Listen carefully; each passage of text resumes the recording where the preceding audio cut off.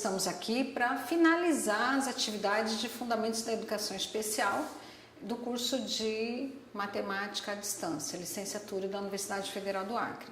Então, qual é o meu propósito para estar aqui agora? Não é nenhuma aula, não vou dar nenhuma explicação, mas eu vou dar algumas orientações para quem ficou para fazer a avaliação presencial final. Quem não conseguiu a média, agora vai ter oportunidade de estudar e fazer uma prova que possa, então, facilitar a sua promoção para outros componentes curriculares pedagógicos, ok? Então, aqui eu vou começar lembrando vocês que tem todo o material de Fundamentos da Educação Especial, quais são os temas mais relevantes para vocês estudarem, né? Eu fiz algumas anotações, eu vou ficar lendo aqui.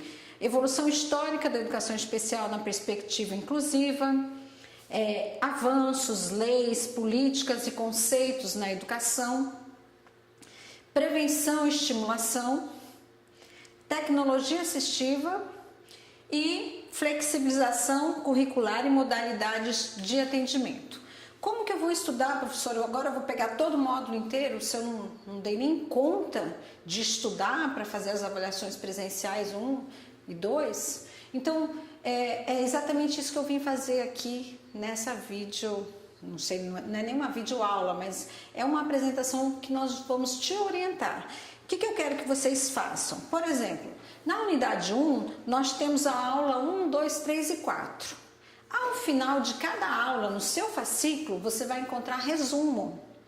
Então, eu quero que, por exemplo, nessa unidade 1, você estude o resumo ao final de cada aula. E assim sucessivamente, na unidade 2 e na unidade 3. Todos têm o resumo. Quando você chegar lá na unidade 2, avanços, leis, políticas e conceitos na educação especial, eu quero que vocês se lembrem que tem um material legal, que é um material que eu postei complementar, que é uma apostila da Universidade Federal de Rondônia, Educação Especial e Educação Inclusiva, da minha autoria.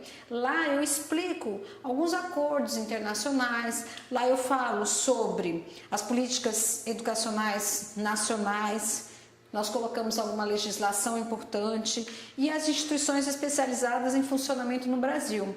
Então, eu creio que o material lá esteja mais resumido, principalmente para você agora que está no final já. Então, eu quero que você pegue esse material de apoio, essa apostila que foi postada lá no início do curso, que foi a primeira atividade sobre legislação, políticas públicas, acordos internacionais, e volte e dê uma lida. E as instituições especializadas que existem. Quando chegar na unidade 5 das tecnologias assistivas, nós sabemos que a área de estudo se chama tecnologia assistiva. Agora, quando eu chamo de recursos, eu posso colocar no plural. O uso das tecnologias assistivas, nós temos no final do capítulo, na unidade 5, nós temos uma parte que foi colocada de forma escrita, mas nós temos uma videoaula muito rica. Eu tirei muitos prints de tecnologias assistivas, de recursos, né? De símbolos. Então eu gostaria que você reassistisse. Se você nunca assistiu, eu quero que você pode ler lá o fascículo, que tem todas as definições, mas eu quero que você vá lá na videoaula específica sobre tecnologia assistiva, ok? Quando chegar nessa última parte, que é flexibilização curricular e modalidade de atendimentos, eu quero que você assista a nossa última videoaula. O que acontece com essa última videoaula, e aí é que eu vou verificar a sua criatividade, porque eu não vou ficar perguntando coisas que estão lá. É claro que eu quero que você verifique como que se reorganiza as escolas, o que seria ambientes escolares inclusivos, como reorganizar a escola então para a presença da pessoa com deficiência ou com transtorno global de desenvolvimento ou com altas habilidades de superdotação. Mas, por exemplo, nessa última avaliação, a AP2, eu perguntei algumas coisas para você como professor. Como que você colaboraria com um estudante que tivesse baixa visão, Como que você daria uma atividade de matemática? Como que você subsidiaria um professor do atendimento educacional especializado? Então, eu preciso que você seja criativo nas suas respostas, eu preciso das suas ideias. Então, eu quero que você estude a definição do atendimento educacional especializado. Eu quero que você estude a definição de deficiência. E deficiência tem a definição dela. Mas tem, além da deficiência, quantas deficiências existem? Física, intelectual, as sensoriais, que são as auditivas, as visuais, né? E a pessoa que é visual também pode ser, tem a parte chamada baixa visão, que fala deficiência visual, pode ser cego de tudo, pode ter baixa visão, pode ter, por exemplo, por meio da luz, enxergar nas laterais, enxergar só na frente, enxergar só em cima, enxergar só embaixo. Como que você vai fazer com estudantes que têm algum tipo de deficiência?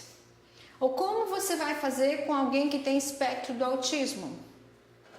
Ou uma síndrome de Rett? Ou a psicose? Como que você vai fazer com uma pessoa que tem deficiência física? Nas mãos para ensinar matemática, se você quer que ele use o esquadro ou seja lá o que for de instrumento da matemática. E aí uma pessoa com altas habilidades, que sugestões você daria com uma pessoa que tem altas habilidades? Então, além de ler a definição, essa última videoaula que nós postamos antes de você fazer a AP2, está dando algumas orientações, algumas propostas, como que você pode flexibilizar. Por exemplo, uma pessoa que tem deficiência intelectual, tem que trabalhar atenção, percepção, mas além disso tudo tem que, será que eu posso aumentar o meu tempo? O que o Estatuto da Pessoa com Deficiência, que é a Lei Brasileira de Inclusão, diz sobre flexibilizar o tempo para fazer uma avaliação?